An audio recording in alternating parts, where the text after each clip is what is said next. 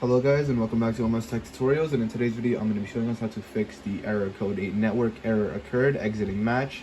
And yeah, let's get started.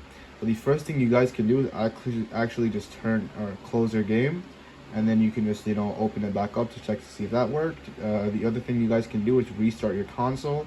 So go ahead and just restart your console. You could also do that, and you guys can always, just delete the game and then reinstall it with the latest update. Just make sure you have the latest update installed. You can check for updates by clicking on the options button on your controller and then just clicking check for update.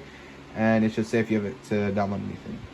And the other thing you guys can do is go to settings. You can go to network, and then you can go to connection settings. First, test your internet connection. If everything's good, go to settings, and then go to set up internet connection. Just click on your Wi-Fi, and then just go ahead and change the DNS codes.